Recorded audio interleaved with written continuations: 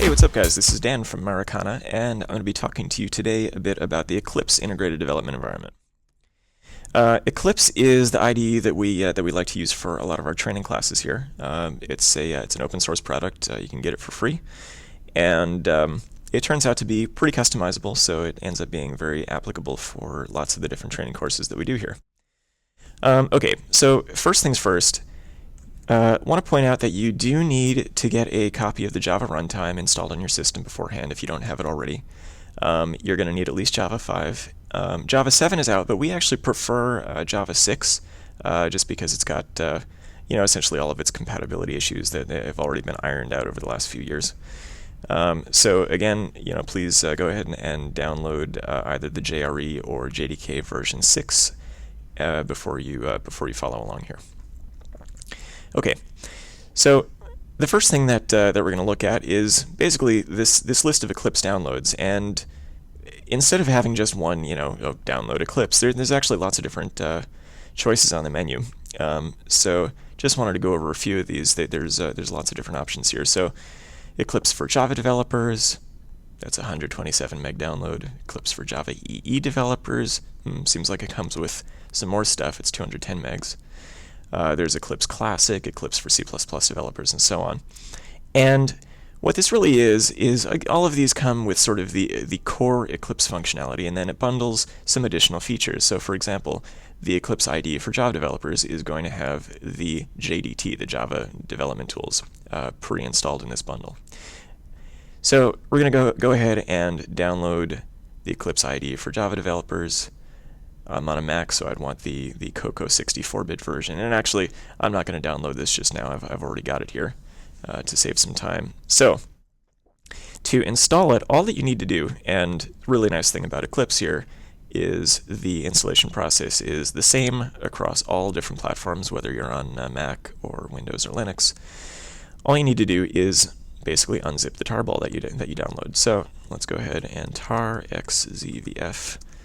I've got it in my downloads directory, Eclipse Java.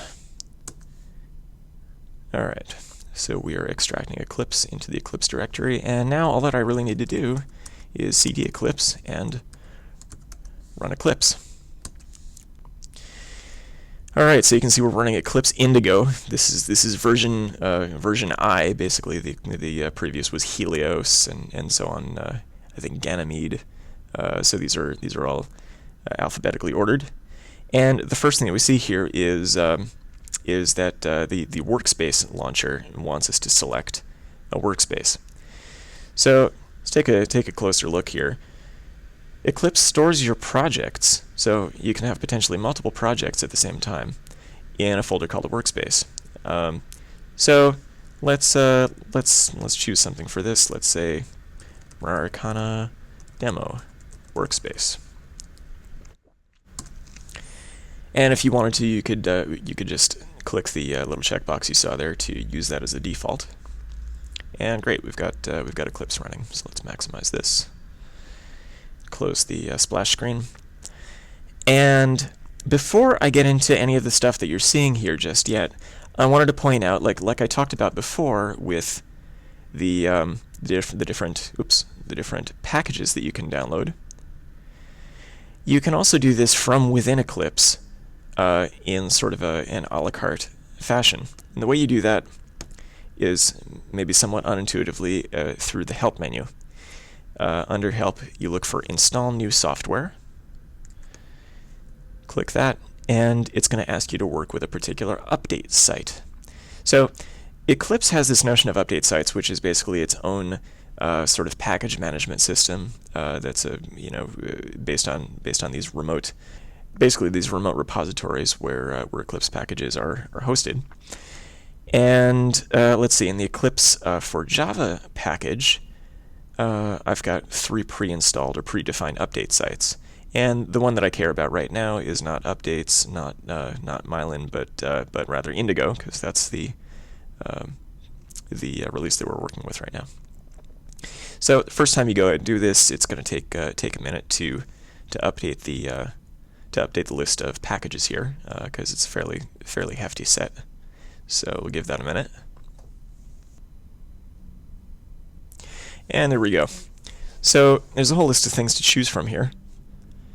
The one that I wanted to point out was, for example, if you're going to be doing some C or C++ development, you would choose the C++ development tools, and that's basically the same thing that you would have gotten here, the Eclipse IDE for C++ developers. So that'd be useful, for example, if you were writing some native code that you were going to call from Java. That's one example. Another thing I wanted to quickly point out is that you're not limited to work with just the software installation sites that are predefined here. You can actually add a new one. So the example that comes up pretty frequently for us is the Android development tools. So let's go back to our browser here, and d.android.com is where we're going to download this thing from. It's under the SDK.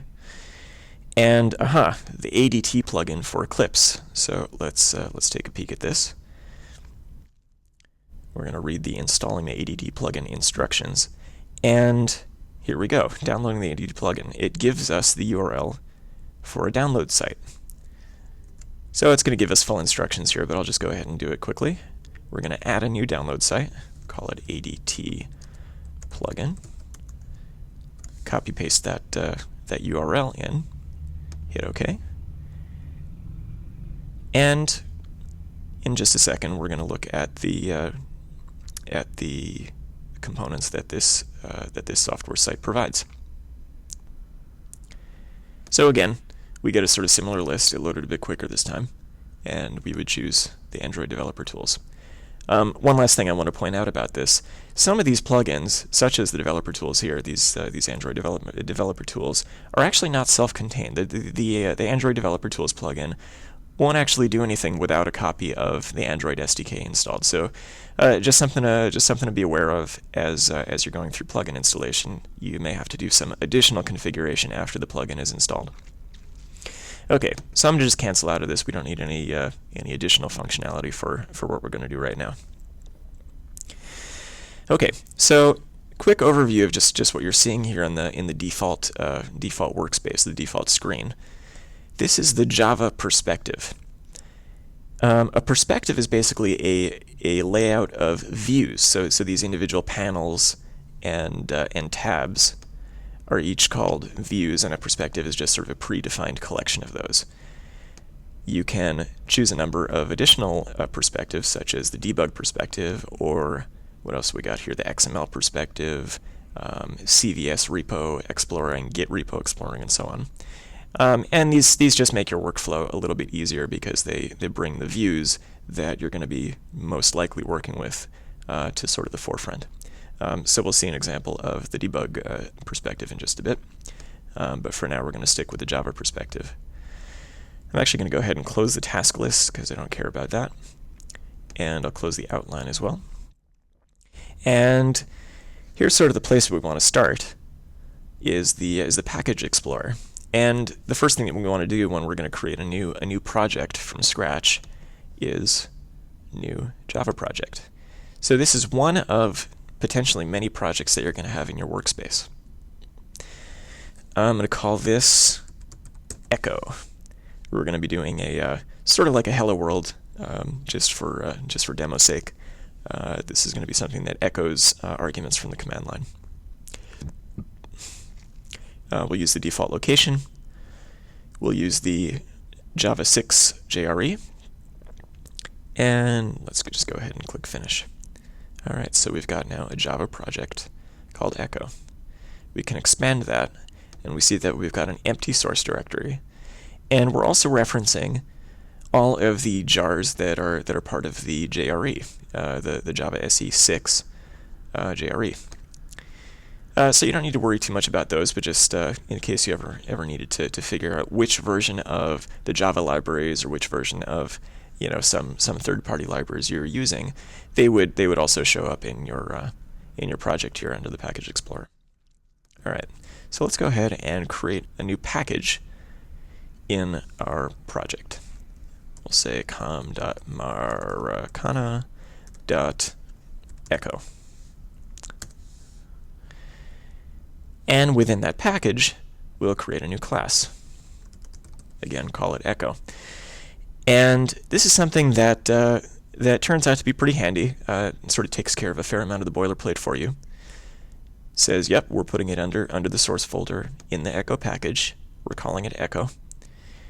It's going to be a public class, just inheriting from Java Lang objects, so nothing special. And I'd also like to have a stub of a main method filled out here just to save myself some typing. All right, so what do we get? Well, we get basically a runnable stub here. If I wanted to go ahead and run this just like this, I can click on the run button, and sure enough, nothing happens. Why is that? Well, it's because this isn't really doing anything. One thing that we can do to sort of just confirm this behavior is we can actually go under Window and add a view to our default Java perspective. We can look at the console view. And we can see, in fact, that nothing was really written to the console. Our main isn't doing anything. So just as a start, we can fill out, system.out.println hello world. All right, save that, run it, and there we go. We can see that hello world is outputted to the console. Okay, great. But what we really want to do for our echo application is we want to echo whatever's coming out of the first thing in our arguments list. So let's have a look here. Let's say args of 0. We'll save this, and we'll run it. And oh my God, we got an exception. So what's this all about? Well, it says the exception is in the main thread. We're getting an array index out of bounds exception at echo.java line 9. Well, it's fairly clear what's going on here, but just to show you the debug perspective, let's go ahead and debug this to see what's going on. So right next to the run button, there's also a debug button. Go ahead and click on that, and immediately it says, oh, well, we'd like to switch you to the debug perspective because we think that's going to be essentially more helpful for you, more productive. So, yep, let's say we always wanted to be able to do that, and here we go. We have actually stopped, the execution of this is suspended on the exception that we had hit. It says on line 9. And we can see in the debugger here that args is empty. It's showing us the value here. This is an empty array. And why is that? Well, of course we haven't actually passed any arguments in when we ran the thing. Okay, great. So let's stop running this. We'll just clear this out. And let's slide this over just a little bit more. I'm going to go back to my Java perspective. So we want to be able to fix this. And there's two ways to fix it. Obviously, we could pass an argument in, which is what we'll eventually want to do. But just to show you a little trick here, I would like to surround this line of code in a try-catch block. This is a nice quick way to do that. We're going to go to source. We're going to go surround with try-catch block. And you notice there's a good shortcut key here, Command Option Z, and you can just go try-catch block. So it's surrounded our statement in a try-catch block, and it's automatically sort of highlighted the type of exception that we might want to fill in. So we know that this is going to be an array index out of bounds exception. And what I just did there is sort of a shortcut for myself to avoid all that typing, was I hit Control Space. So, I typed, this is basically an auto-completion. I basically typed the first few characters of array index out of bounds exception, and it filled the rest in for me. Hit Enter, and there we go. So this is our auto-generated little stub of a catch block, and I actually don't want to print the stack trace. I'd like to print something else. So system.out.println. Oh no! And we'll see how this goes. Hit save again, Command S, and run. And oh no! So we got the exception, but now we've caught it. And we didn't have to worry about sort of code formatting or manually typing out all the try-catch stuff. This was something that was just added for us. So of course we want to verify at the end of the day that our echo application works. So instead of just running it by clicking the run button, we're going to go to Run Configurations. and we're going to specify some program arguments. So let's say, ho ho ho, it's coming up on Christmas. This seems appropriate. And now we'll hit run. And there we go. Ho ho ho comes into play. We can also verify that this is sort of coming in the way that we expect it to by setting a breakpoint and doing a debug. And let's have a look at args now. Yep, it's being passed in as argument 0, ho ho ho. Great. Let's go back, stop execution here, go back to the Java perspective. And now we want to do something different. We've seen some basic examples of how you can do auto-completion with control space, and we've seen an example of how Eclipse can fill in some of the blanks for you with surround with try-catch and so on. Now I'd like to get a little bit fancier. I want to take a whole list of arguments, and I want to echo them back out, but I want to echo them out in order of their string length. So I'm going to put in a whole bunch of words as arguments, and I want to get them sorted by length, and then I guess also lexicographically. So let's go ahead and blow this away. What I would like to do, first of all, is rename our application. We want, this is no longer echo, we're going to call this echo sorted. So how am I going to do that? Well, let's again do a refactor. Now Eclipse, since it has basically its own internal copy of a Java compiler, which is specialized for the fact that it's an IDE, so it's a dynamic compiler. It's this thing called ECJ. It's able to do quite a bit of work for us, whereas if you're using just a plain text editor, you would have to do a lot of this stuff by hand. So I'm going to do refactor, rename, and again I could just do Command-Option-R as a shortcut, and I'm going to say public class echo sorted. All right. Rename type. This contains a main method. Just wants us to be sure that we don't have any scripts that are going to be relying on this after we do the refactor. Say okay, confirmed.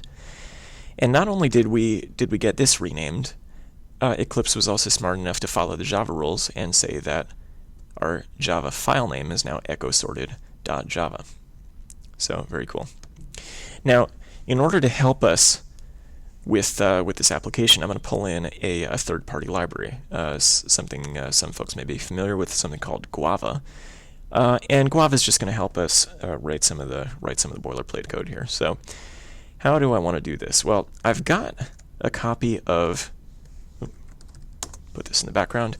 I've got a copy of Guava installed, or downloaded rather, and I want to put it into my workspace. So let's go to Documents and Marakana demo workspace, and we can see we've got our Echo project.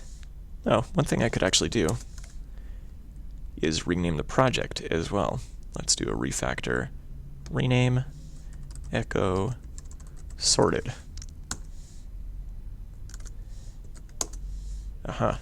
Echo sorted. Great. So we've got a bin and a source, and I'm going to also add a lib. And I'm doing this from the command line right now for a reason. This is something that you can actually do within Eclipse, but I wanted to show you something that's fairly important from the environment perspective. If I do this outside of Eclipse, I make the lib directory, cd in here, and copy downloads Guava into lib. Now, it's in there, the jar is in there, but if you look at my Echo sorted project, lib doesn't show up. So this is what I wanted to show you. The thing that you need to do before any external changes that you've made will actually show up in here is you need to do a refresh. And that's important in a number of different situations. If you're doing any sort of file operations, file system operations like renaming is a big example, or if you have some compilation steps, for example. I think the Android developer tools will auto-generate some sources for you, and so sometimes you need to do a refresh to pick those up. So let's go ahead and do that, and there we go, lib shows up, and our jar is there. But again, we need to do one more step. In order to actually use the things that are in this jar, we need to tell Eclipse that this jar is actually part of our build path. There we go. So now in addition, I can just close this, in addition to having the JRE system libraries as part of our reference library set, we've also got Guava in there now. So now we should be okay. So what did we say we wanted to do? We wanted to sort all of the arguments by their length. Now, of course, I chose Guava for a reason. What I wanted to do is build a custom comparator for strings. So let's do that. We're going to make a private static class called string length comparator. Okay. And you can see that that Eclipse is giving us little squigglies along the way, saying, oh, well, we need to actually insert a class body here. So let's go ahead and do that. First thing I want to say is that this implements comparator. And again, I'm going to type just the few first letters of comparator, hit Control Space, and oh, we've got a couple choices: comparable or comparator. Which one do we want? Let's choose comparator. And it's asking us to fill in, well, what type of thing are we comparing? It's a comparator on type string. Great. You also notice that Eclipse was smart enough to pulling this import statement. Okay, so it's still giving us the same error about how we need a class body, so that's great. I'll save this for now. But it's still giving us an error, and the error is that, well, we must implement this inherited abstract method comparator.compare. So instead of typing all that out, one thing I can do here is just say add unimplemented methods. Or if you didn't have this little sort of mini pop-up dialog open, you could just do Command 1 if you're on a Mac, or I think it's going to be Option 1, or maybe Windows 1 if you're on a PC, and say add unimplemented methods.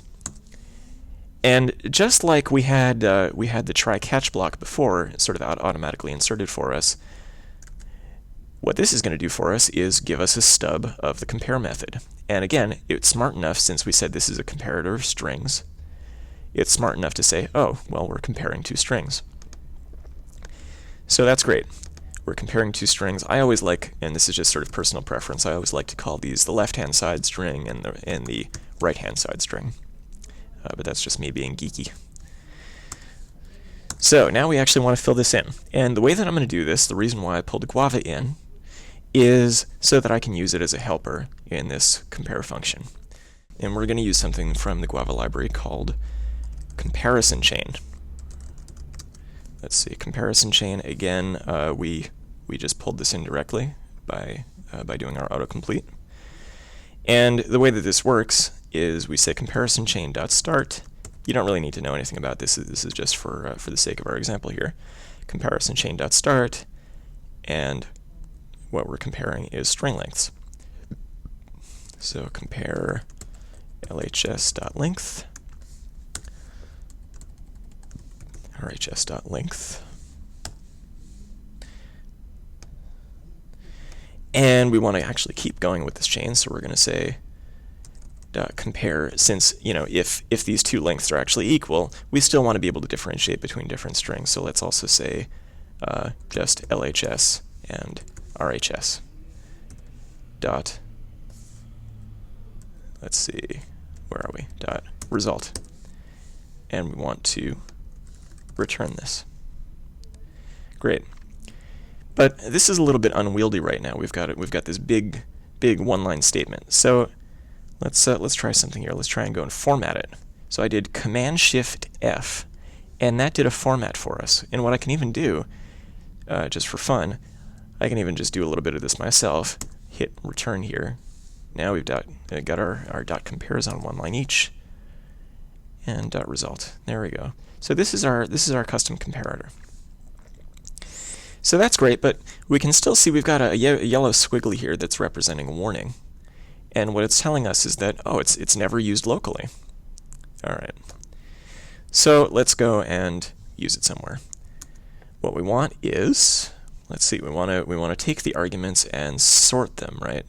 So there's a few ways of doing it. I want to use arrays.sort. So we're going to be sorting an array of stuff, an array of strings, and we want to pass that custom comparator to it. So we're going to use this method. We're going to be sorting args, and we're going to be using a new string length comparator. Great. So that sorts our arguments, and now we want to do system.out.println of args. Okay. So let's see if this works, and then we're going to do one last refactoring. One thing to just notice, this little gray warning here saying the string length comparator class is never used locally. It's gray because the warning has gone away. If we do a save, that gray warning will go away. It says, okay, that's definitely taken care of now. And let's run our program, and we'll run it instead of just with ho ho ho like we had. Let's give it a different set of arguments. So let's say the quick brown fox jumps over the lazy dog. All right, so let's give this a shot, see if it works. And we want arrays.asList of args. Let's see how that goes for us. Aha! So there we go. We've got sorted by length, so we've got all the 3-letter words, dog, fox, 2 copies of the, lazy, over, those are our 4-letter words, and then we've got some 5-letter words, brown, jumps, and quick, all sorted both by length and alphabetically. So now let's say we don't want to use this arrays.sort. We don't want to use this arrays.asList. We just want to do static imports. So let's say sort and asList. So let's go ahead and copy this. I'm going to say import static javaUtil arrays.star. Now, I wanted to show you this, first of all, because I think it's a good practice to keep these as short as possible, assuming that they're unambiguous. So I like these static imports. And if you don't like importing star, you can import sort and import asList on a separate line, but this is just a good shorthand here. And the thing that I wanted to show you is that this import is now unused because the only things that we were using from arrays are imported statically. So the easy fix, of course, I could just delete the line, but I wanted to show you one last thing, and that is if we do Command-Shift-O for organize imports, then that actually gives us everything that we need. I can do that in source as well. If you can't remember the mnemonic for this, you can do Command-Shift-O here for organize imports. So that keeps things nice and clean. These are all alphabetized and so on, and they're grouped by static imports, by what package they come from, and so forth. And then your java.util stuff is going to be obviously placed before your com.whatever stuff. So that's a nice thing to just keep in mind for when you're doing your real-world development in Eclipse, is that you can always use organize imports to keep things nice and clean. Hopefully that gives you guys a pretty good perspective on what sort of things you can do with Eclipse, what Eclipse provides you in terms of automatic refactorings and cleanups, how package management works, and of course, just starting from the basics, how to choose and install an Eclipse distribution. So thanks for watching, and hope you enjoy your courses.